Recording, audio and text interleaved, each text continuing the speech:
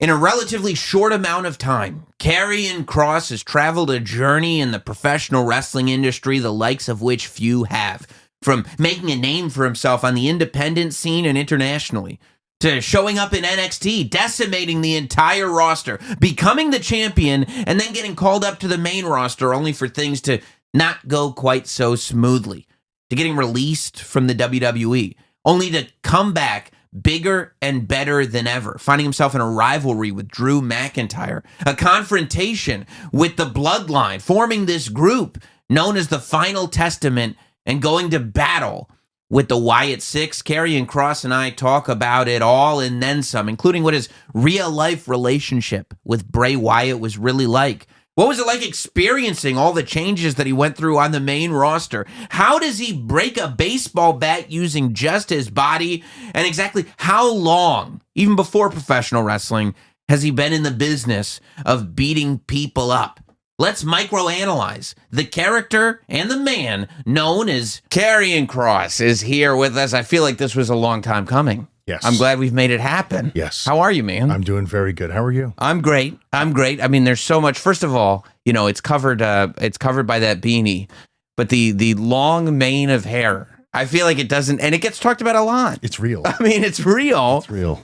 And it's just so wild to me as somebody who jokingly says I made the choice to go bald. Like, you find out, that's like, what a reveal when everybody finds out that it was a choice. It was an actual, I don't know that I've ever met anybody that actually, it really was a choice to go bald. And when you decide, like, I think I'm just going to let it grow back in. It's just this, it's a mane. Yes. And did you know that, was there any concern when you started growing it back that, like, well, what if it doesn't grow all the way back? I swear to God, I had no idea what I was even going to do with it. Nobody in my family is bald. So beautiful. Yeah. And I knew once I was going to start growing it, I wasn't going to stop, because I didn't have hair for like, I want to say maybe like 6 years. I started wrestling with hair. And the first gimmick that I had was sort of like a mix between Patrick Bateman from American Psycho and Bronson, Tom Hardy. Sure. So sure. I would, the character was very much like, he appeared to have everything together. He wore nice suits. He had a nice haircut, and he spoke really well, but he was ill-tempered. And when the character became ill-tempered, Bronson came out. Right. And so eventually I just went full Bronson, and I just thought, for once that the audience that I was performing in front of saw that, the Bronson, it became a regular thing that the promoter was like, oh no, we want you mad all the time. We want you mad all the time. Listen to the reactions. And I was like, well, I might as well just get rid of all my hair then. And then I was just trapped. Yeah. Yeah. And then that was who you were forever. And I mean, it also, so how did you started in wrestling, like 2014, 2015? 2014. Yeah. Which is wild to me, because I feel like and maybe it was because you had such a look immediately. Maybe it was because you had such a presence and a character kind of very quickly. But I felt like when Killer Kross started popping up, it was one of those things where I was like, oh, this guy clearly has been around for years and I just missed it. It wasn't that was probably 2017, right? Like, I would never have realized you've been doing it for 2 to 3 years. When you started in NXT, I would have been like, okay, he's been doing this about 10 years and now he's here. It's like, nope. No, he hasn't. Yeah, in comparison to other people, it did take off relatively quick. Yeah. And almost right away, I was doing extra work for WWE. And back when I started doing extra work, this is back when they would have you wrestle in front of the entire locker room and no one in the audience. And it was like all the boys around the ring, for lack of better words, like made guys. It's like, oh yeah, get in the ring and do a match on the fly. And I remember Regal was conducting a lot of that stuff. And I try to pick his brain as much as I possibly can. And I remember him giving me some of the best advice I possibly could have gotten right from the beginning. He said to me, he's like, I feel very bad for you because you have a look, you have the size they're looking for, you have everything they're looking for, but you're so new.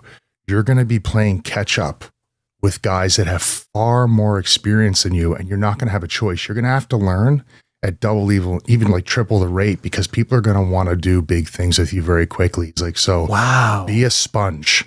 He's like, don't ever lose your enthusiasm to learn. always watch tape. And he's like, and just be that way forever. Don't ever stop. He's like, I'm telling you, it's going to come quick. He's like, so get ready. And I was like, at the time I thought I understood it, but as the years went on, I was like, oh no, now I really understand what he's talking about. Yeah, that's brilliant, because people are, because you also look like a professional wrestler. You look like that. You look like a bad guy wrestler. Yep. From the very, very beginning of doing this. So the idea is, of course, people would want to be like, yeah, if I'm the hero, this is the guy that I want to conquer. And I think that the real danger would be that a lot of people in that position would start to believe their own hype. 2 years in, go, well, clearly I'm in the position that I'm in because I'm just naturally better than everybody. Right. Guess I'm done learning. Right. Lucky me. And then they'd probably have another year left in them before they were completely out. 1,000%. Right. I saw that nonstop on the indies. You'd see some people that would get like a little bit of notoriety and they had a great look and whatnot. And it's exactly what you said. They get like this, it just goes to their head. Yeah. Then they're gone. Yeah. How do you stop yourself? I mean, was it that advice kind of ringing back in your head? Was it instilled in you from a young age? Like, how do you stop that from happening? Because, I mean, it did happen to you, and it happened to you throughout, even when you get to NXT. Like, how do you stop yourself from believing, for lack of a better term, that this is all real, and that the reason that I'm winning and beating people and doing so well is because I'm the best and I'm better than everybody? I think, definitely sitting under the Regal learning tree definitely has always been very beneficial to me, but also I grew up a fan of wrestling. And so before I got into wrestling, I was one of those people who looked up interviews. I wanted to know everything I possibly could about it. And I had like a pro wrestler's philosophy. Like my friends and I would joke, we call it the pro wrestler's religion, which was basically like every pro wrestler, if you really love pro wrestling, wants to have the perfect match. And the perfect match is comprised of perfect reactions and all the perfect spots placed exactly where they're supposed to be. And it's kind of like a rib on us, because like that's never going to happen. But every time you go out there, you're trying to find that and have that.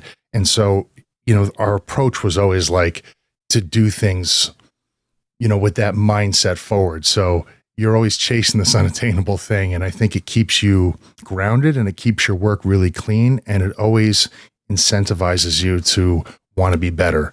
And I'm still that way. I've always been that way. Yeah. So it's just like the perfect match. I was talking to AJ Styles about this. Perfect match doesn't exist, but we're trying to get it. Right. Right. And I'm sure that the guys that are the all-time greats are still like, if I could just get back in the ring one more time, I think I could do it now. I think I could get the perfect match. 1,000%. 1,000%. Yeah, the pursuit is what it is. So before 2014, you're a giant wrestling fan, but you're not there's no thoughts. Because you also, like for me, if I grow up and I'm like, man, I love wrestling, I should be a wrestler. God has told me, no, you shouldn't. Look at you. No, that's not true. But you're like, you must look in the mirror and go, no, I think I could do this. What are you doing instead of wrestling before you get into it? The compressed version of it, I grew up in New York. I spent most of my time in Rockland County. I remember I was like, you'll get this. Like, there's like this weird New York thing. Like if you're not from New York, you may have never even heard of this, but like a lot of people don't think that you're from New York unless you live in the city. So like I didn't live in the city for very long. But like I would never ever mention that I was from Rockland County. Now that I'm a grown man and an adult, I'm like, who cares? Like I'm from Rockland County. That's what I'm going to say I'm from. I'm going to represent. Right. It exists. It's a real place. Yeah. But like I moved from New York to Canada, and I lived there for almost 17 years. Then I moved to Vegas, and I had moved to Vegas with the intention to fight pro. And I was up to all kinds of stuff up in Canada. And, everyone was always telling me, like, you need to go to a real fight camp. You need to do this. Really, I wanted to be a pro wrestler, but this is going to sound crazy, but like, I didn't think I was big enough. Wow. I swear to God, I really didn't.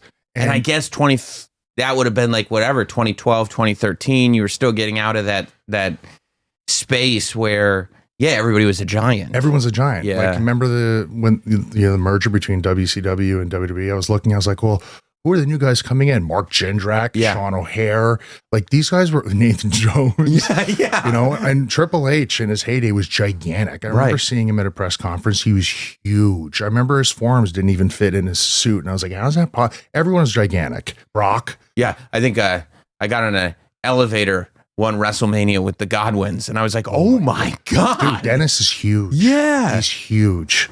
So like I'm in Vegas and I'm doing like the pro camps and I'm sparring with guys at a professional level that are fighting on TV, and like I'm doing really well, but I didn't love it. And like I was kind of in a giant state of denial. Like I moved to Vegas.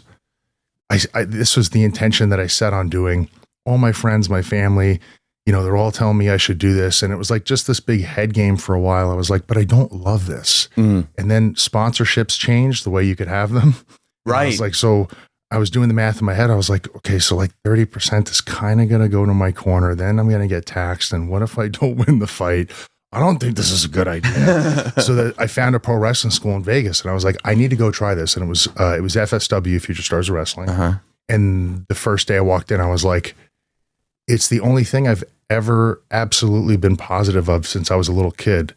Everything changes from when you're a kid to an adult, but this one thing never changed. Like, this is what I've always wanted to do. And yeah, I started a little later, but I'm glad that I did, because I was so secure with who I was as a person. I knew like this is going to be it. And then it was, and I just never stopped. It is amazing that like that thing from when you're a kid, when you just want to be around something that doesn't go away. Like you're an adult now and you've tried other things and you've made money doing other things, but you just want to be around this wrestling stuff. Yes. I would get home from MMA practices and put on like Misawa versus Kabashi. And I was like, I should be watching tape. Like this is, you know, it was like, I think I just had like this fear I needed to let go of. Like I had like this idea of what maybe my identity was to other people, and I didn't want to disappoint people. And I was like, you know, at the end of the day, and I don't mean this in a malicious way, but like nobody cares. Right. They just want you to be happy. Right. So I was like, you know what?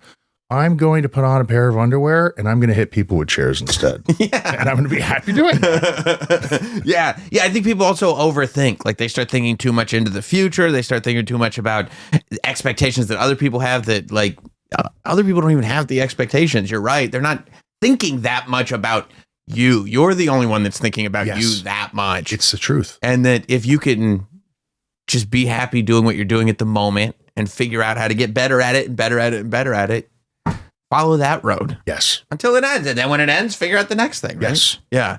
Yeah. So then, but I mean, obviously it worked because you develop like a name, like we said, pretty quickly.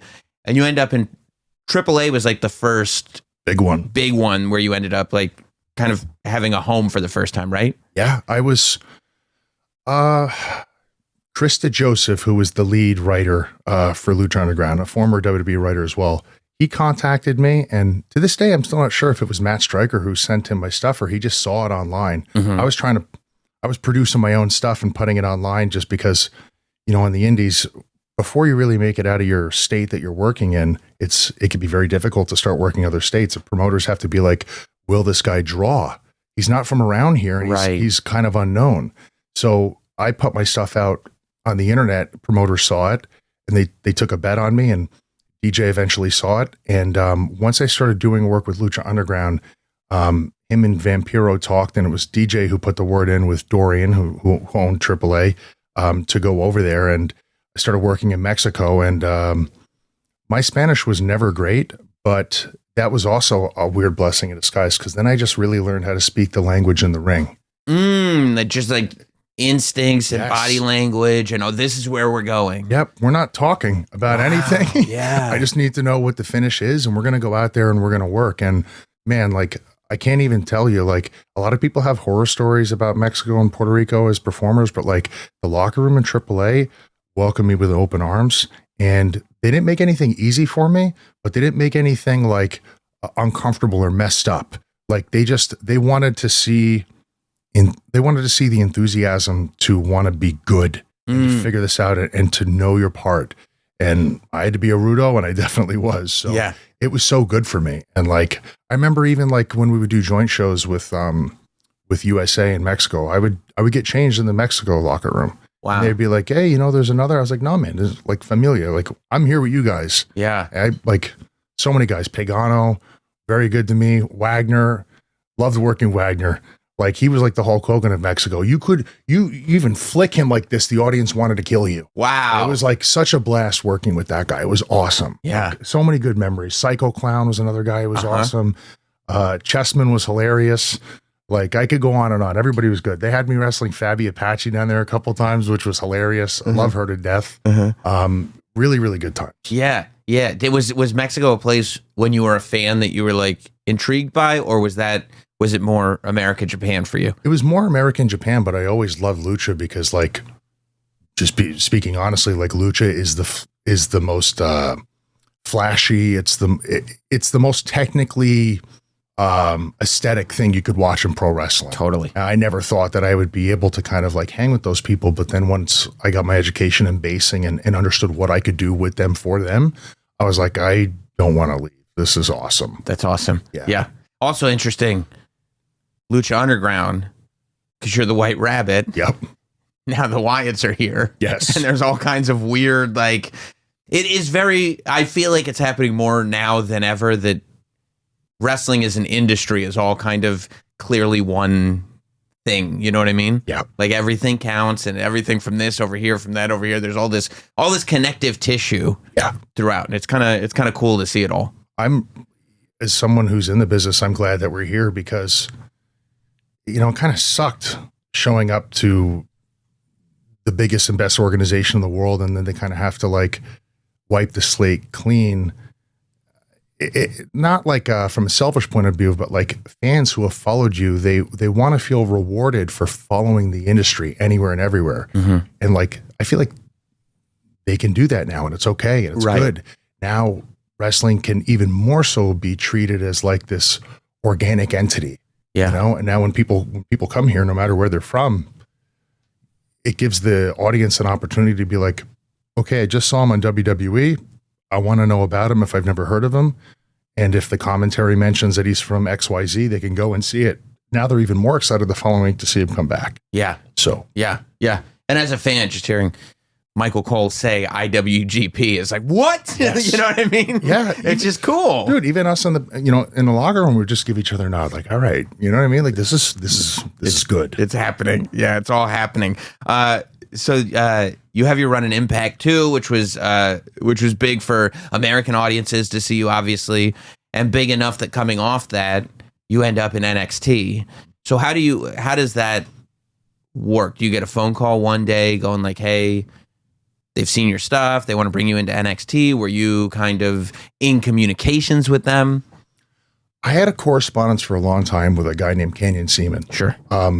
He was like, for me, one of the best contacts I ever could have had because he was so blunt. And sometimes it doesn't work for people, but I'm from New York. We got thick skin. Blunt is good. Just tell it like it is. Right. A bunch of times he would tell me like, hey, stop coming in for extra work. I'd be like, oh, did I do something wrong? He's like, no, I see big dollar signs on you and I don't want you people to see you as an extra here. He's like, I think what needs to happen is as time goes on, you're going to get over and we're going to be able to acquire you and put you into something really meaningful. If I hire you right now, you're going on the back end of this feeder line and then, who knows what happens. He's like, what I see for you long term is the whole world figures out and sees who you are, and I bring you in and you just kill everybody. He's like, that would be the perfect scenario. And then years later, it kind of happened that way. And I was like, holy cow, every once in a while I'd give him a ring and say, can I come in for a tryout? He's like, no, we're not doing any more tryouts. We know what you can do. Like, there's no question here. What we need to do is find the right time. That can be a very difficult thing, though, because you have to have the faith of going, when you hear that news, because there's a thing I find that you go, well, as long as I keep doing extra work or keep coming in for tryouts, at least I can touch it. And the more times I can touch it, the better it is. And when somebody tells you stop touching, we're going to call, but you just have to wait.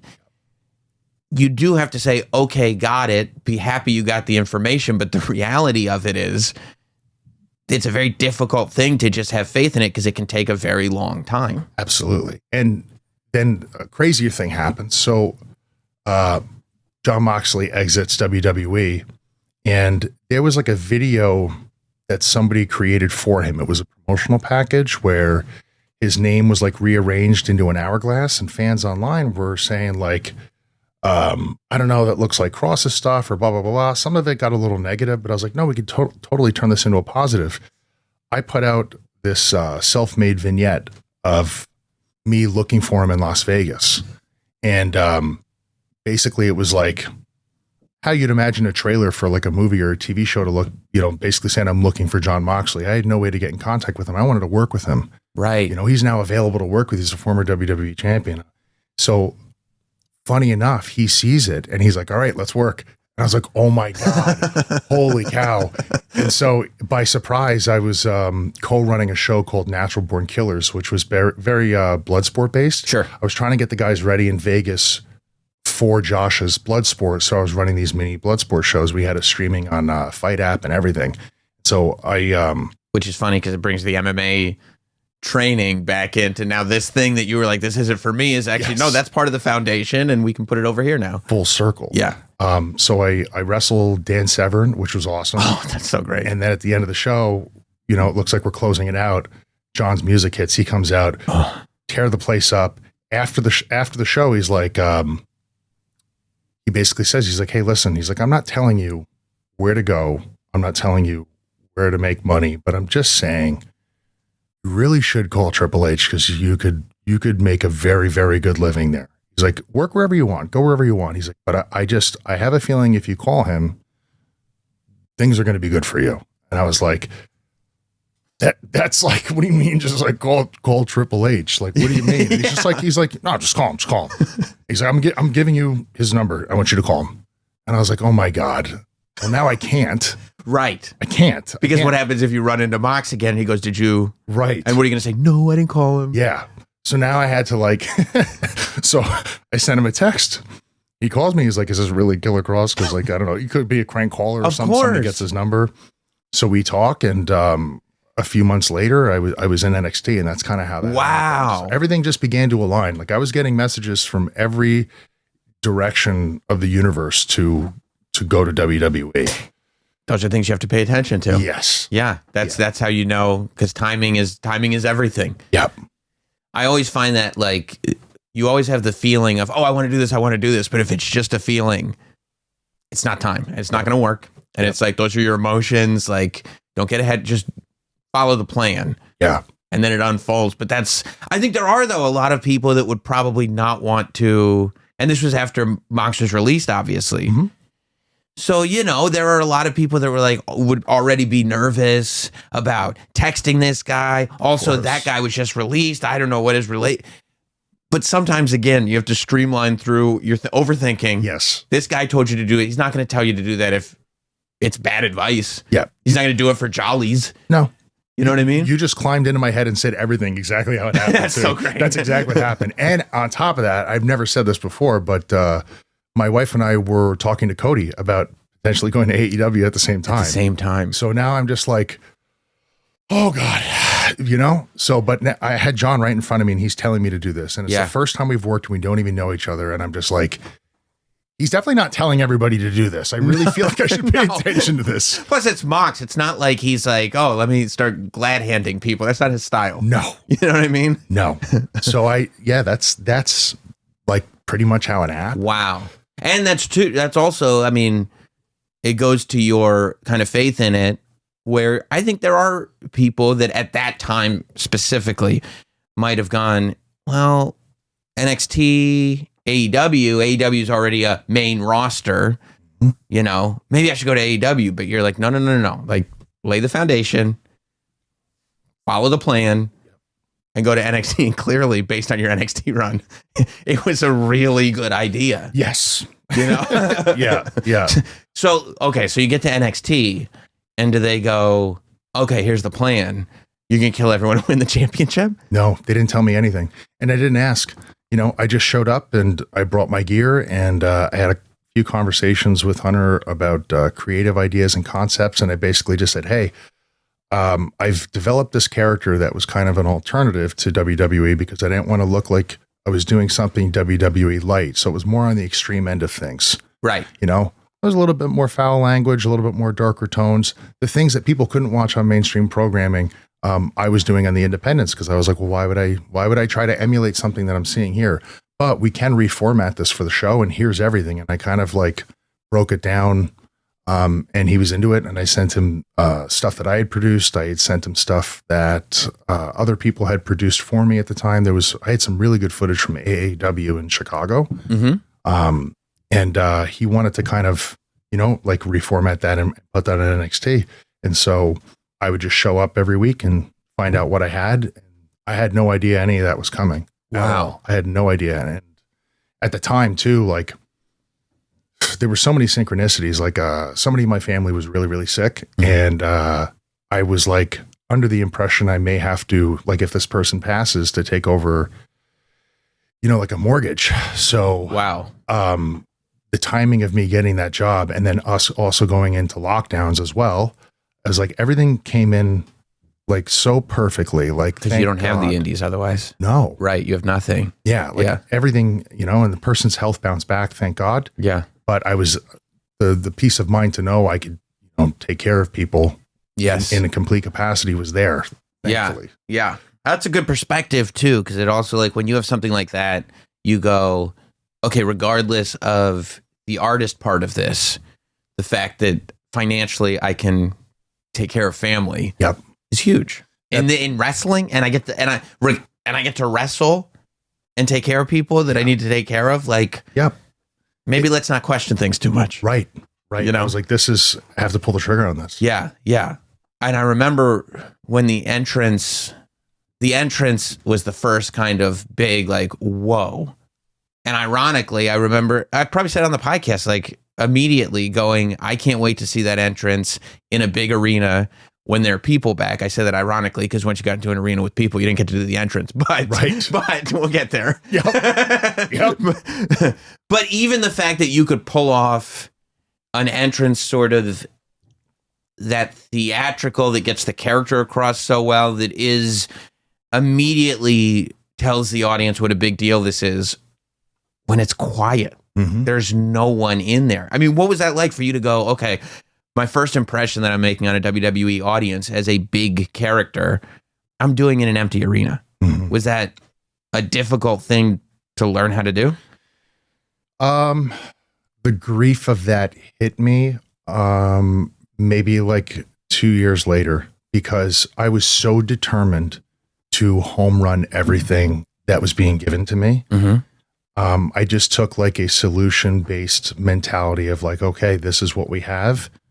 How can we make this work for the viewers at home? Like Scarlett and I heard the music.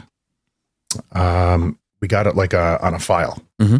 and we rehearsed what we would do each beat, how much time was allotted in our apartment. So when we got to TV, they're like, just go for a walk and, you know, see what it's like. They had no idea that we were already ahead of shit. Like we just show up as prepared as possible. She's the same way. So by the time you get to the second verse, Scarlett's on the apron and this, and then we can hit all the, that's nuts. I remember the whole room froze the first time we did it. And her and I looked at each other. We were like, was that too much, or were they really into it? And a bunch of the producers came over and they're like, we think we've got it. That was, you want to watch it back? And we're like, sure. And we watched it back and we saw everything and we were like, holy cow. And yeah, everyone just kept putting it over for months. They'd come up to us over time and we're like, all right, that was it. You know, that was it. And like, we just thought like, how would the characters behave with each other? This is an opportunity on the entrance, like you said, to tell the viewers what's going on with these characters. What's the mood? You know, what's the mood when they come down to the ring? And it was doomsday. That was the mood. Yeah. The mood was doomsday. Yeah. Yeah. Everything ends now. Yeah. Yeah. Where did the name Karrion come from? So I'm like a huge mythology nerd.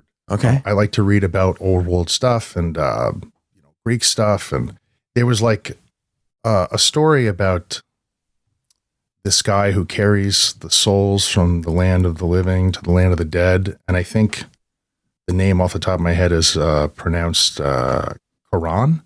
He like rides the river Styx, and he puts the coins on the eyes. And I thought that was that was pretty morbid. And then, a lot of cultures borrow stuff from each other. And there was the son of Kronos, god of time. His name was Chiron. And I remember I was reading about these two things at the same time, and I was trying to figure out whether or not they were borrowed or just the name sounded similar. And I knew that I had to I didn't have to get rid of Killer. It was just suggested that maybe we don't do it because if we work international shows, maybe the people who are running the television stations don't like the giant word killer on it. So they didn't want me to like lose my name or commentary to become complicated. But I just kind of came to Karrion reading about those two mythological characters. And Karrion also had a dark undertow to it, dead flesh, the birds and all that stuff. And I think based off the name, Hunter suggested the giant bird in the Tron. That's awesome. We saw that the first day, and I was like, there's so much to work with here. This is great. That's so cool when everybody is just kind of like, and everybody's kind of coming together with this, with this vision that all is matching up. Yeah. The first time we did the entrance with the bird and everything, Wyndham messaged me and he goes, the bird, perfect. I was like, oh boy. Okay. That was like also mind blowing too at the time. Him messaging me about that. It's just like, he's telling me without telling me he's thinking. Yeah. Yeah. Did you know him before? Like, did you know him going back, or was that? He, right around the time, right before I wrestled Moxley, he DM'd me and he goes, we need to dance. That's awesome. Yeah. And I was just like, oh my God, that was like the first time he DM'd me. Before that, when I was an extra, he would talk to me all the time. First, it was about tattoos. Then it was about horror movies, H.P. Lovecraft. We had like we almost never talked about wrestling. It was always horror movies, and tattoos and haunted places. He was always very, very warm to me. And yeah, like that's, what's the best way to go about this? I think like shortly after him and I were both released, my wife ran into him at an airport and talked to him for like 2 hours. They had flights going somewhere. He goes, give him my number. So we started talking, and nobody even knows this, I don't think, unless maybe he talked about it, but him and I were about to do an episodic wrestling show. We both got a pilot, and the show was written primarily around him and I, and this giant confrontation between him and I, building for the first season. And Hunter reached out to me and he said like, let's talk next week. So I buzz him and I'm like, dude, I think he's going to ask us to come back. What do we do? Because it was feeling pretty serious that the show was we just didn't know when it was going to take off. We were both really excited about it. Like a dream project. And he's like, dude, I think we got to go home. He's like, Hunter's got the ship. Like, is there a better person to work for on the entire planet? And I was like, no, there's not. So I called up the person who wrote the pilot, and I said, I can't do this unless I get your blessing. And he's like, go be a world champion. Go. He's like, this is going to be here. This is always going to be here. I said, okay. So yeah, we went back, and him and I had, trying not to I still get choked up talking about him.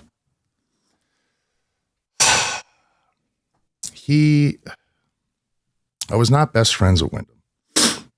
I would only talk to him maybe 2 or 3 times a year on the phone. The guy never picked up his phone, and he never returned text messages. But anytime something bad was going on, he was like a Jedi. Like, he would pop up and he would be there. I don't know how. I really don't know how. It was very weird. I had a weird relationship with him. Like, him and I would finish each other's sentences all the time. And we had a lot of ideas. Like, talking to him was like talking to, it felt like when I was talking to my friends when I was a kid about like fantasy wrestling. You'd sit there, you do this and I'll do that. And it was like that. And I miss him a lot, dude. Everybody misses him. Everybody misses him. But that was the best way I could explain my relationship with him. We had a lot of ideas. I remember one day I went up to him and I was like, hey, dude, I think I should create an opposition group to fight you. And he was like, don't do that. I was like, why? And he's like, the way you're being produced right now is perfect. He's like, it's not malicious, but you're not going to be produced that way anymore if you're in opposition to me because we have similarities. He's like, what we should do is we should try to kill each other at WrestleMania. And I was like, oh. He's like, watch Terry Funk and Bruiser Brody with me. That's the kind of match I really feel like would be really good for the both of us. I want to do that. I was like, okay. And he's like, after that, he's like, maybe we do it on the night of or the night after. He's like, we find a common ground. And he had this idea. He had a lot of ideas. One of the ideas he had was he wanted to create a group even bigger than 6, and he wanted representation of the group on each show. And he was asking me to vet some of the people at NXT because he didn't know who they were.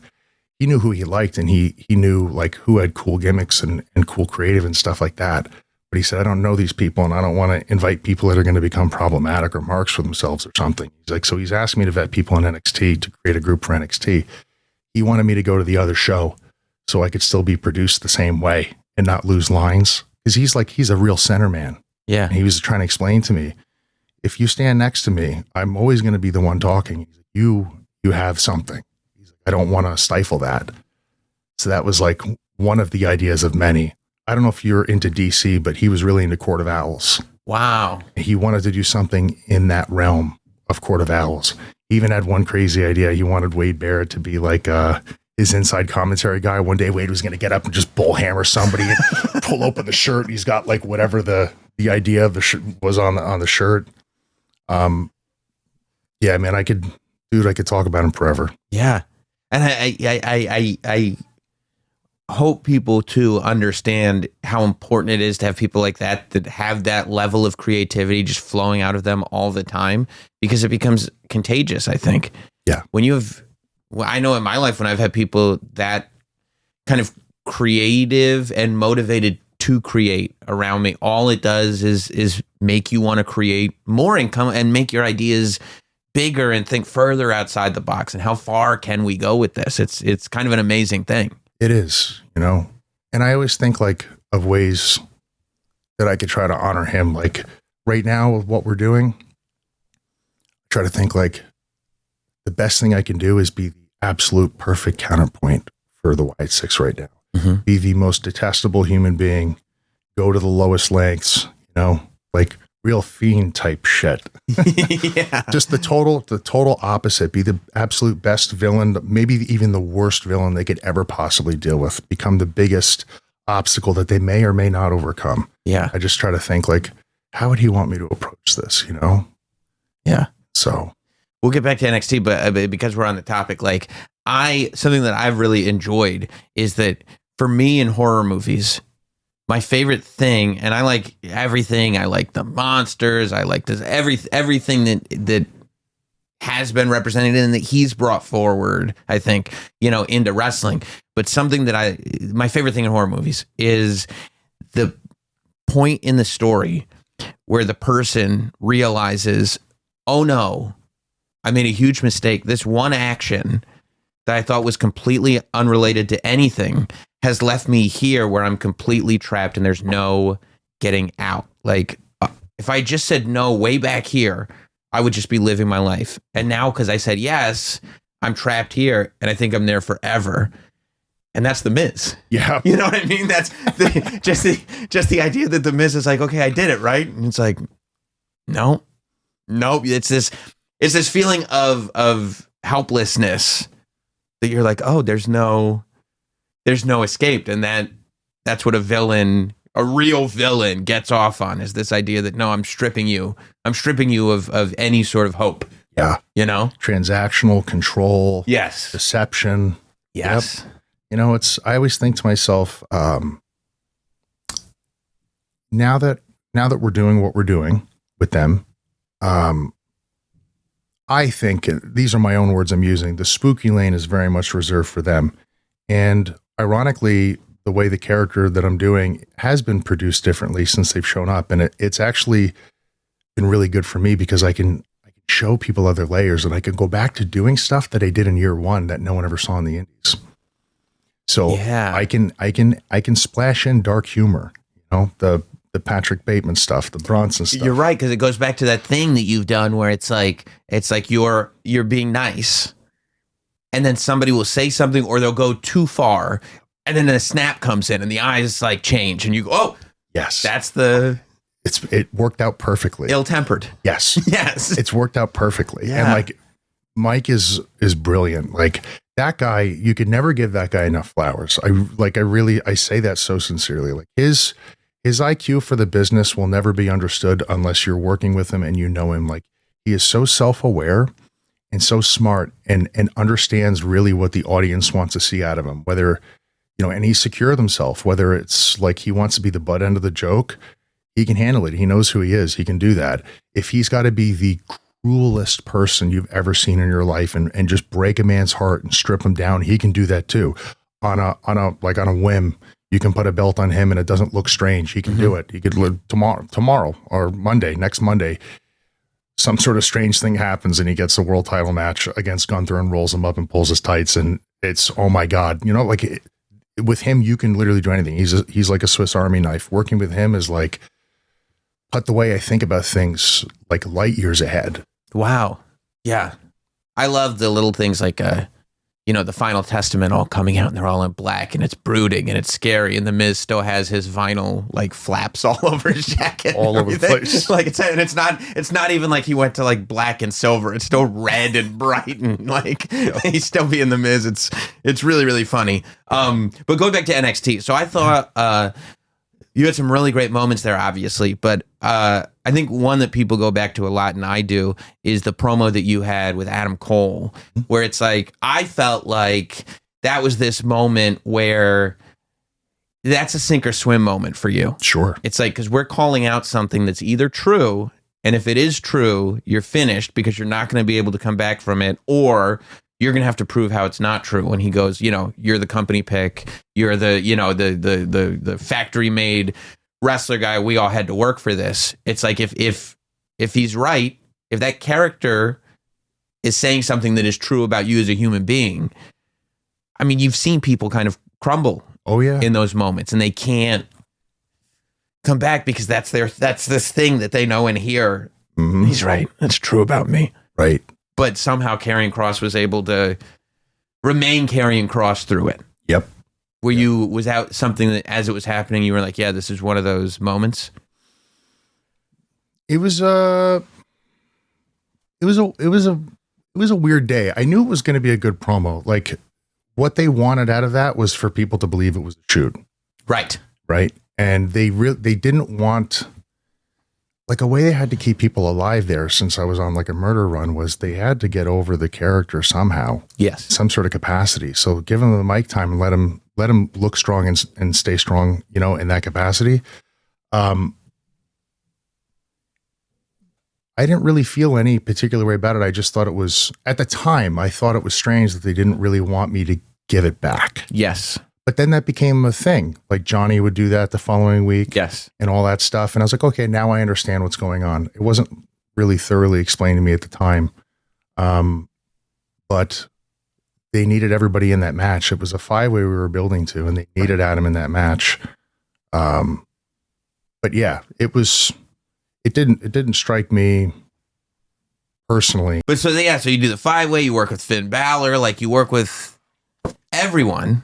You know, and that is true. I mean, there is an art, and we saw it done very differently with the whole Roman Reigns and rise of the bloodline, that when the story is that this guy's going to kill everybody, you have to do it artfully, because otherwise you end up kind of like what happened after Goldberg's run, where it's like, I don't know what to do. Or even the NWO, when the NWO killed everybody, and it was like, well, WCW doesn't have anybody left. They, you know, even Sting, nobody's left. Like, what are we gonna do now? So there is that thing of like, we have to figure out how to do this where this character still looks like we've never had anybody like this. He can kill everybody, but we haven't killed the whole roster, right? Mm-hmm. And the people on the roster can come back, and we can go to premium live events every 3 months, and it's compelling. It's not just a given Karrion Kross is going to win, because that's what Karrion Kross does, right? Yeah. Yeah.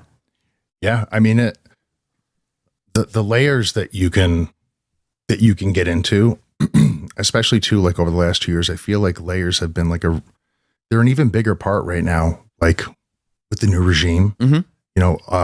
The amount of callbacks that we're allowed to do now.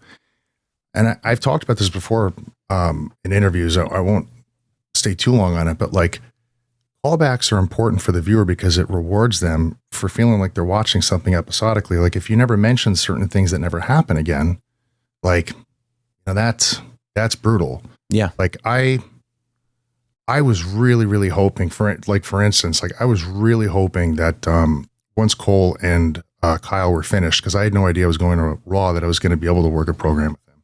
Every once in a while, they had asked me, who would you like to work with?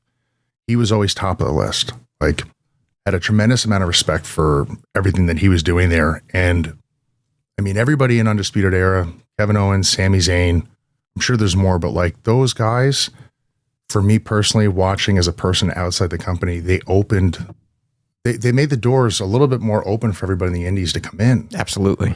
So like, I wish I could have done callbacks with stuff like that, but on the bright side though, I have tons of callbacks now that I can do with people from when I returned. Right. And I'm looking at that right now. Like the stuff that we've been able to do at New Day has been so much fun.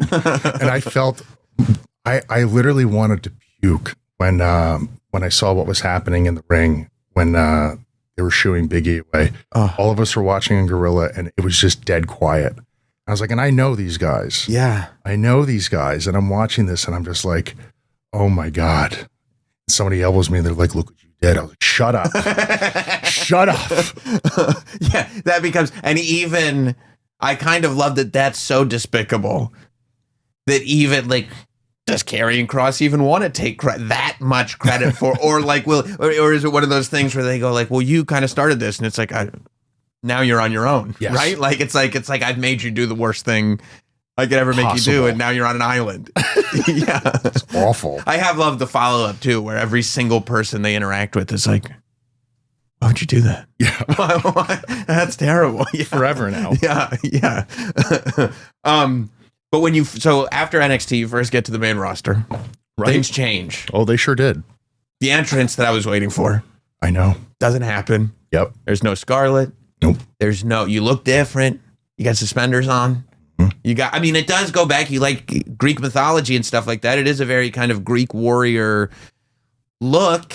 A little on the nose with the helmet and a little literal, a little literal, not as contemporary as you might have hoped. No. Were you surprised that it was like, well, this thing was working? Were you surprised that it's like, okay, well, now that you're here, we got to completely tinker with it and change it and add this, but also take away all that?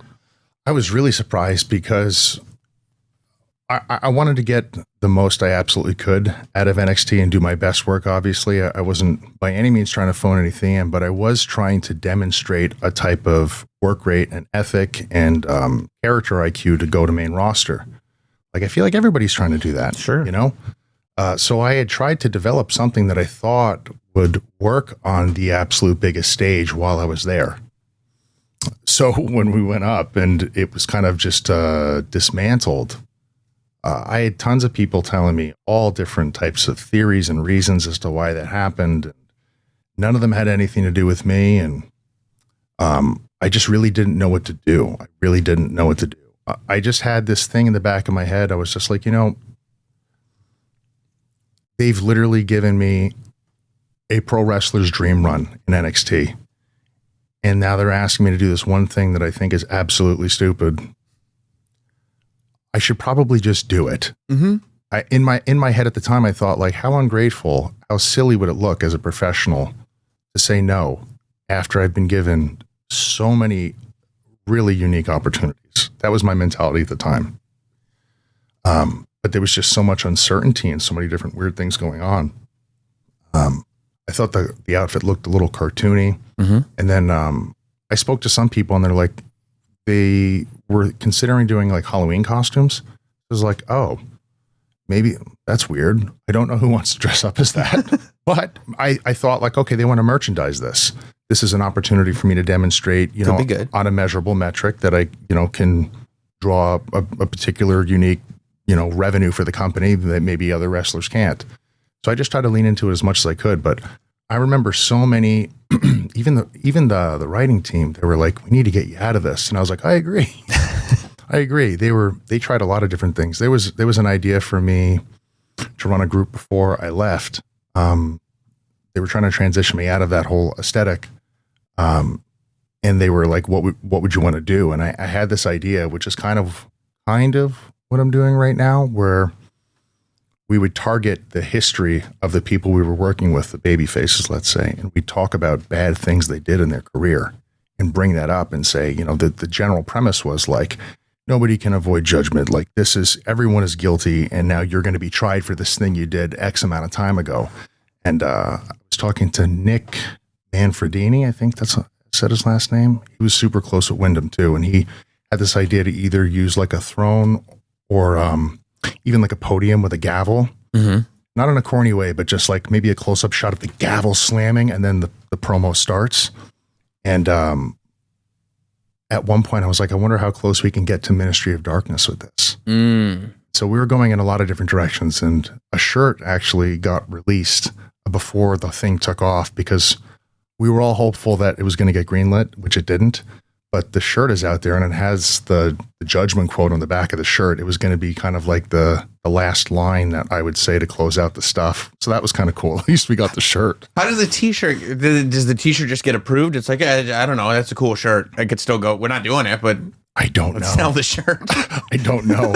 But like the creative people I was talking to seemed really hopeful about it. And I just said, well, let's get ahead of it with a shirt. Can we have anyone look at this and greenlight it? So they felt like, right, that was going to happen. And maybe the shirt's already moving. Like if there's already numbers behind it, to business, like clearly, like let's follow the shirt. Yes. Yeah. I tried everything I possibly could to like get it back on the rails. You name it. I was, yes, let's try it. Yep. So it was a confusing time, but, and I've said this before, but like I look back at it now and I feel really good that my career survived that period, because most people wouldn't survive something, at least nowadays, so absurd, to put it politely. But then again, especially with the juxtaposition of what came immediately before it. Yes, because you're right. Going back to it's as a fan, and I've talked about this ad nauseum, but it's so rewarding as somebody who like microanalyzes the show I'm watching. Yep. To have that paid off by saying like, no, it's good that you're microanalyzing, because if you really pay attention, this is getting referenced here, which is getting referenced there. Yep. Whereas broad strokes, I just watched this guy kill everyone looking like this, and now he's showing up without Scarlet, looking completely different, not killing everybody. Like, what am I even watching? That was the total global reaction. The worst part about it, I will say, was going to the conventions afterwards, and there'd be like, I was shocked, man. We had lines around the building at the conventions, and sometimes, you'd see a few thousand people in a day. Wow. Most of them would come up and go, I hate what they've done to you.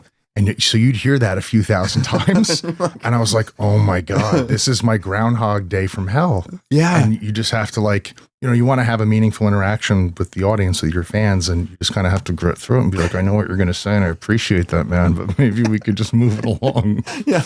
Tell me what you like. Just tell me something you like. It could be before, it could be anything. Just tell me a good thing why are you paying the money to meet me? Yeah. What's your favorite thing I've done? Yeah. Yeah. Man. Yeah. And it's got to make you hungry too, to be like, regardless, this is, you're released, you're doing conventions, you're getting back to the indies, regardless of if you get back to the WWE or not, you have to do something cool. Yep. Because you have to start putting this thing behind you, right? Yes. Yep. And was that your... Oh yeah, totally. Yeah. I was just like, I'm going to go back to doing, the alternative stuff that I was doing before that people enjoyed, because that's all they wanted. I was like, well, I know how to do that. Yeah. I'm just going to go back to it. And it took off. We were having fun. We were working. We're doing unique creative things. And then that thing almost happened with the show. So yeah, things were moving. And I always had good relations with promotions I had worked with. And with the Fight app, they were always very good to me. And I was looking at putting together shows and stuff like that. Things were rolling. Things were going very good. You just can't forget where you where you come from. You can't forget the ABCs. You know what I mean? You can't forget your foundation. You can't abandon that. And you just need to, I mean, it wasn't hard for me to believe that I still had something to contribute because I just had people nonstop coming to me going like, you know what I mean? Like, can you please just do that again? Yeah. Like, yeah, sure. Yeah. Yeah. And also the thing that like people don't like is a thing that was put upon you, for lack of a better term, right? It wasn't like, oh, I know what I'm going to do. Right. Like, let's get a helmet made. So then when you get the call to come back, I guess, that was similar to the sense that things are moving. Yep. And it's like, well, but now we're going over here this way. And it's got to be interesting and maybe even universally, like big picture better, to now come back and realize that the WWE audience, if all they watch is WWE, they've now seen you as an absolute killer and as somebody from Bizarro world. Yep. So now it's like you don't have this pressure of, well, how do I bounce back from killing an entire roster? And because I can't just go kill the main roster, like that's not going to happen. Nope. Right. But also you have the opportunity to build on this thing that kind of left a bad taste in people's mouths. So is that psychologically, how did you look at going back in to this world where you had literally done both in a fairly short period of time? I thought to myself, nothing for the audience was going to be stranger than the last thing I did. So anything was going to be better. Mm-hmm. And then I found out maybe 2 or 3 hours before I went out there and they had me Club Drew that I was going to be doing that, standing outside the ring in front of Roman and the Usos and the Hourglass. And I was like when we spoke to Hunter on a Wednesday and he was like, we have our conversation and he's like, I want to move pretty quick on this. I was like, okay, what do you think? And he's like, how about Friday? I was like, oh my God. So in a day and a half, I have all these indie dates and they were cool. Like they, for the most part, worked with me with all that. Let me do my appearances and stuff. And yeah, it just like, here we are. Now I'm, jumping Drew, who's King Babyface at the time. Yeah. It was unbelievable. It was unbelievable. It was the perfect way to be reintroduced, I think. Like I couldn't have asked for anything better than that. Right. And almost like this way of telling fans, we know. Mm-hmm. You know what I mean? We know. We're here to, we know. Yep. Let us work now. Yeah. You know what I mean? like without saying it, it's like, this is what we're showing you, right? Yes. You also like over the last couple of years, I feel like not only have you been making changes with the hair, but I feel like you made physical changes too. At one point, bulking up, then completely like keeping the muscle on but leaning down. Was there a vision in mind for the physical kind of transformation of you? Yeah. So I worked Drew on a European tour when we were working in a program, and he's gigantic. Like everyone knows he's big on TV. When you're in person with him, he's a gigantic human being. There's a thing that I hope everybody gets to experience one day of like looking, and first of all, he's going to tower over you. So you see his shoulders. And when you see the size of this guy's shoulders, you're like, is there something, are you okay? Like, there's like growths coming out of those are your shoulders. His cannonballs in his arms. Yeah. He's like the real life, like Highlander that from the lineage of people that just like cut everyone down with swords and battle axes. I was working with him and I just thought, just to make sure in my mind and for everybody there, this looks right. I want to get even bigger.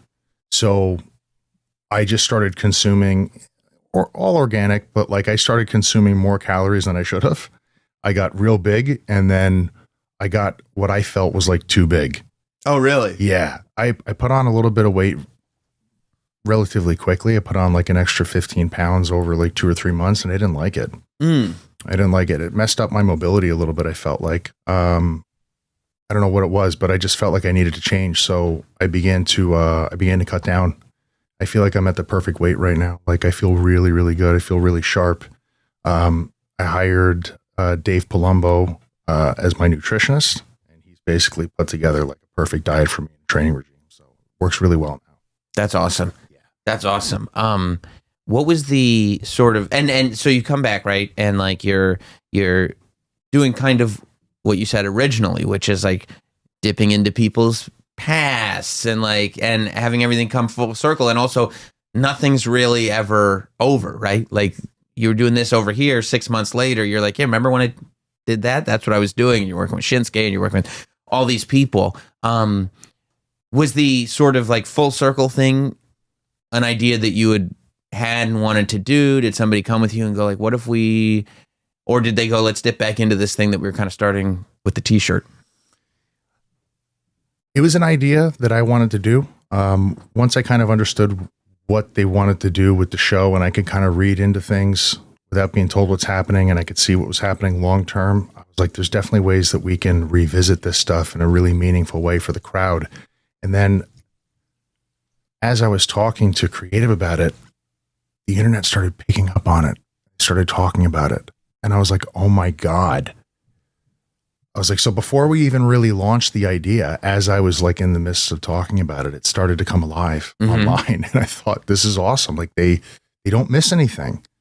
Yeah. And I was like, this is perfect. The groundwork is already laid there. We have history, we have episodes, we have all this stuff that's played out. We can revisit this logically. Yeah. Yeah. When was the idea, you had said way before this that you were like, I want to assemble a group. When did this sort of idea come? What if we did the group? What if we brought Paul Ellering in? What if the Authors of Pain came back? Like the whole Final Testament. When did that start to take shape? It was the end of last year. And they were asking me about people that I wanted to have in the group. And they had mentioned that AOP was on the roster, just looking for the right insertion of it all. So we went to the PC and we filmed a bunch of cool stuff. And yeah, man, it was just, we hit the ground running with that one really quick too. I think we showed up in January and we were right in the mix with Street Profits and Bobby. Yeah. We got Bree in there as well. But yeah, that was kind of how that happened. It happened very quick. It seems like you're one of the people I think who every kind of opportunity you get, you're going to do something with it. You know, I mean, hosting Raw Talk the last year has given me the opportunity to like see everything that happens on the show. And I love watching, there are promos that are done for the third hour of Raw that some of them, like there are sometimes full narratives that I'm watching unfold. And it's like, they're really realizing there are people, especially internationally, that are watching this, that are seeing all of it, that it's like, yeah, and you're given a lot more freedom. I think you're given 3-4 minutes of on camera time to go like, hey, tell this story. And you have, and then moving over to social as well. Mm-hmm. You've been more and more just cutting these things that you're posting as social videos. Is that something where you're like, yeah, we know the story we're telling, so we can continue to kind of push it in directions and also just get people interested, get people talking about it? Yeah. I mean, I try to weave in stuff that might not fit perfect for time format on social media for fans, because I know that they enjoy it. Mm-hmm. The Miz is dead promo is I think one that seemed like it really hit. Yeah. I mean, I'll go, but he's dead. That started as a conversation. That was like started as a conversation in the hotel room, and my wife and I just blew up laughing. And we're like, we want to just put this on right now and just improv it. And she's like, sure. So we just did it in one take and put it up, and we didn't know that it was going to blow up the way it did. But just thinking like, how would the characters react to that? You know what I mean? Like, they are terrible people. You know what I mean? They're terrible people. And how are they reacting? Like it, which really, if you want to break it down, it's even better that Karrion Kross is completely terrorizing the Miz's life, has turned his life upside down. But it's like, if he's dead, I don't know, he's dead. We're going to move on to the next person, I guess. Like you care nothing. Like it's well, okay, that game's over. We're just going to move on to somebody else. Why was he? I don't know. Mickey and Mallory Knox, Natural Born Killers. Like, they're just screwed up. Yeah. You know? Yeah. It's just like, it's not penetrating. There's no effect. Nothing whatsoever. I have the ability to abuse this person. I'm going to do it. But if that person is not on the earth anymore, I don't know. I'll just find another person, I guess. He's gone. He's gone. He's dead. There's nothing. I don't know. What do you want to dwell on it? It's over. What is it with all your history with Wyndham? What has it been like now with doing this Wyatt 6 story? And it's interesting with the Wyatt 6 because I feel like there's so many stories like the ones that you've been telling us here that people don't know, and I don't think people fully realize, and maybe at some point they will, how much of this Wyatt 6 stuff is stuff related to Bray that nobody ever knew, or just things that he had in his brain that were never public, right? Yeah. I'm having a blast with it. I'm having fun with it. And I just want to make sure that, in my mind, that I'm doing what I think he would like, what he would like to see, how he'd like to see it play out. And I'm happy for everybody in that group to be a part of something really so special. It's fun and it's good and I like it. I do miss him a lot. I do think about him constantly when I'm at work, especially with this. It's hard to put into words, man. Yeah. Yeah. It's hard to put into words, but I'm glad people are enjoying it and seeing it all come to life. Everybody involved with Wyatt 6, like, he wanted them all there. Yeah. He wanted them all part of that. I can tell you that with 100% certainty. And to see them get the shot, I'm happy. Yeah. It's also really interesting watching both of your groups do kind of spookier, more character-based stuff, but I think find it in the realm of reality more so than it's ever been done before. Like, with the Wyatts, it's like, yeah, there will be these sort of supernatural-ish elements, but ultimately, we're going to wrestle matches. Yep. You know what I mean? And really, everything that the Wyatt 6 has done and continue to do, you can logically kind of explain in reality how it's being done. The same way with the Final Testament, the same, any mind games you're playing. It's not like you're doing some kind of supernatural psychic mind game. You're a manipulative villain, evil man. And that was something Scarlett and I wanted to play on. Like, depending on what you believe in, maybe you believe in the tarot cards. Maybe you believe she's up to some sort of manipulation of energy.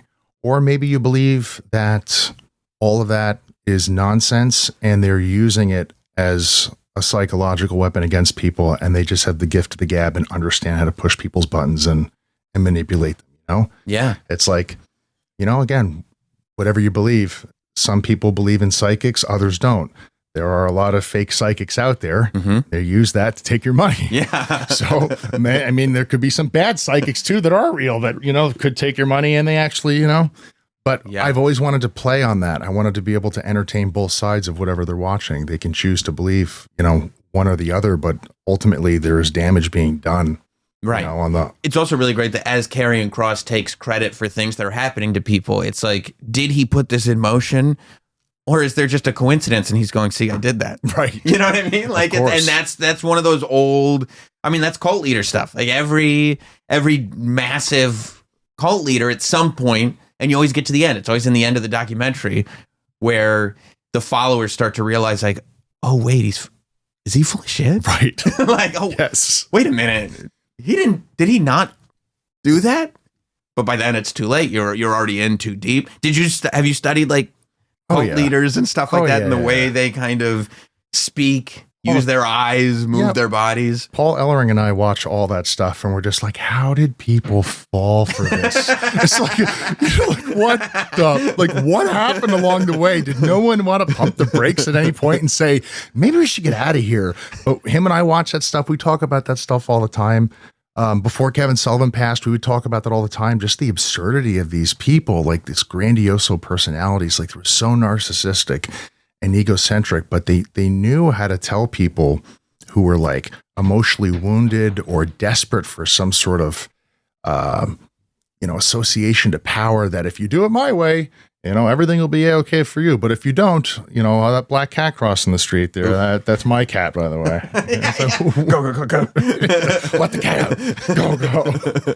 Go. But like, I've wanted to just have it be able to play on both realms. It could be could be real, or, he could just be a very dangerous deception artist. As a wrestling fan, how great is it that like you're sitting there talking character work with Paul Ellering and you guys are working together? It's insane. It is. I just like, I would talk to him all the time about like the guys out of Michigan. So I'd ask stories about Rick Rude and Kurt Hennig and what was the other guy? When Kevin Sullivan had that group, Purple Haze, his name will come back to me later, but he used to use a sleeper. He was a scary guy, had wide eyes. He was gigantic, but all the guys from back in the day, I talked to him about all the time. He's got so many great road stories and all the crazy stuff they would deal with Carney promoters back in the day. Sure. Stories he can't tell publicly. They're just insane. But like, yeah, it's awesome. He's a huge Stephen King fan, loves horror. He's just so soft spoken. He's got so many great life stories. Like he used to,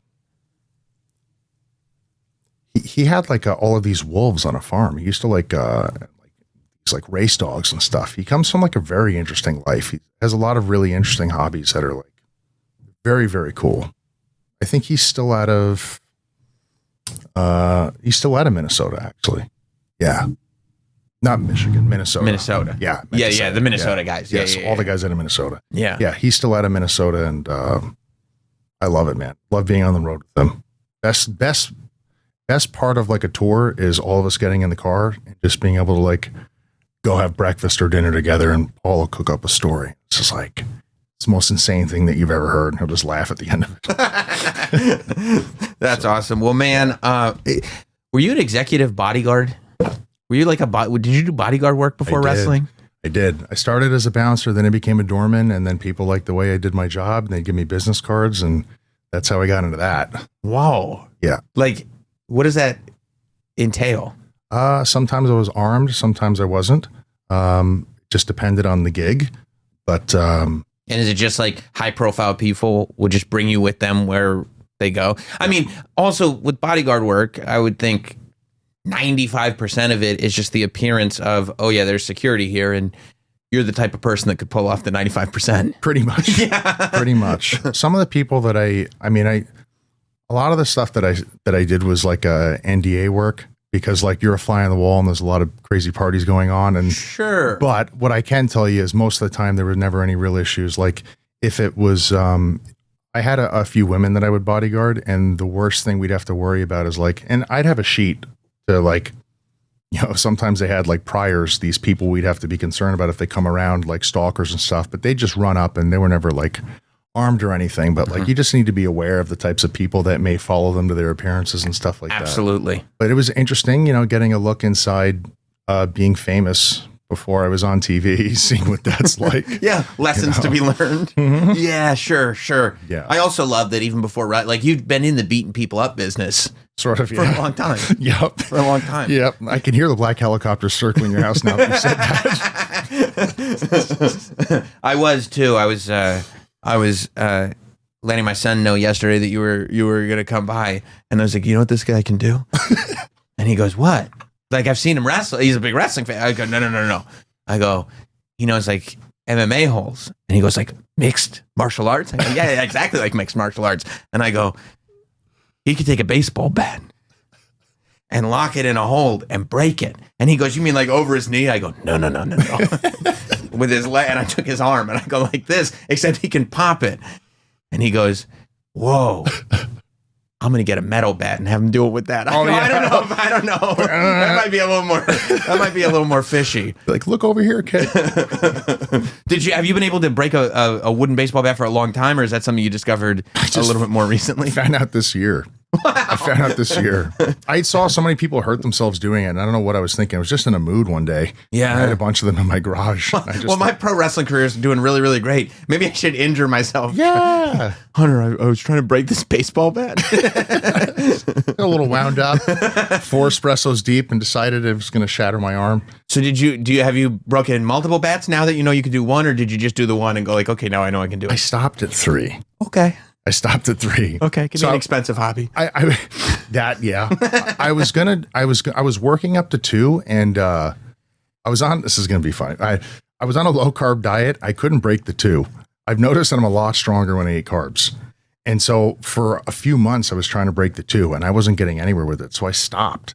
And so, do you know, like, is there a thing, like when you got your 2 bats and you're trying to snap them, is there like a feeling that you have in your limbs where it's like, the bat's not going to break before my arm, I got to stop? Yeah. I mean, it's like the day I knew I could break 2, I was like, I don't ever want to do this again. So I'm going to break 3 because chances are if I break 2 on camera, people are going to ask me to go to 3. Yeah. So I was like, I'm going to break 3 and never do this again. Right. Because nobody wants, 4 is silly. That's impossible. I it's can't. Dumb. Yeah, I don't know if anybody can. Right. But yeah, I woke up that day. I was in a refeed phase of my food, so I was eating carbs, and I can't explain it. But like some days, I know when I have a really good deadlift because like my hands just feel strong. Like when I close my hands, I don't know what it is. Like there's certain days where you just feel stronger than others. I mean, if I asked what a really good deadlift is, I think the last good deadlift I got was 530. It's a lot. It's a good deadlift. Yes, yeah. It's not bad. Yeah, from a guy who's not a deadlifter, right? But yeah, I just felt it in my hands, so I grabbed 3, and even in the video, I almost lost it because it's hard to. The trick is to drive your hips through it, so I almost lost the alignment of the bats. But I was like, no, I readjusted my feet and I got it. Yeah, but yeah, that was like. It hurt in my armpit more than anything because the handles are lodged up there. Sure. And then I pulled my hamstring doing it. What? I don't know how that happened. Okay. So I'm done with the break. Done. Yeah. I'm done. good. You're retired. Yeah. You did it though. Yeah. And you got it on film. Yep. So it's like that evidence is there forever. Yep. And you're good to go. Because that is a risky thing. Like, when you find out Mark Henry can bend frying pans, all you want to do is see him bend frying pans. Right. Like, people are going to start approaching you with baseball bats. Oh, God, please don't. You have to announce that you're retired. Well, man, I appreciate you coming by. This has been absolutely great. I'm glad we did it. Of course, 2025 is going to be a huge year for you and, quite frankly, everybody involved in WWE. I mean, between all the PLEs that are already announced, between Netflix getting Raw, between SmackDown being on USA and I don't know, potentially being 3 hours, but there's just so much happening, and it really feels like for you and for the organization as a whole, it's almost been like getting to this. As much has happened this year, as we've gotten to the end of the year, you just kind of feel this like bubbling point that I feel like is about to surge, and it's a cool thing as a fan to get to watch. So I can only imagine, getting to walk into arenas and actually feel that is a pretty amazing thing. It's the best job. I mean, stadiums, by the way, too, WrestleMania. Yeah, honestly, it really is the best job in the world. Like, I think about how grateful I am all the time, like just to be doing what we're doing. Like yesterday, it was Christmas. I was just like thinking about, flying to New York, doing MSG the next day. Yeah. And I just like looked around. I'm in my house. My family's healthy. We're all paid. Like, and all this stuff, the Netflix commercials are on all the time. And it's like, I can't believe this is happening. And it's still very surreal to me. And if you turned on Netflix when they were doing the football games, it was so much. I mean, Punk was on there. Liv Morgan was on there. There were promos running. Cena was on. Like, it was like everywhere. Hey, the next big thing is this. And not only that, by the way, but the thing that you're skipping past is they've figured out a way, which in the old school, you would have thought this was like, no, you could never do this, but a way to get wrestling and WWE all the way up here to where it's at now, and you can be at home on Christmas. Yeah. That's huge. That was huge, yeah. I couldn't believe it. I was like, just very grateful. Having a few days off, no flights, and then the next thing we're going to is coming home to work the garden. I can't ask for anything else. Like, it's just incredible. It's awesome. Well, man, I appreciate it again, and maybe we'll have to do this again because I can only imagine what the next year or two is going to hold for you. It's going to be great. I'm pumped, man. Thanks for having me. Anytime, man. Thank you.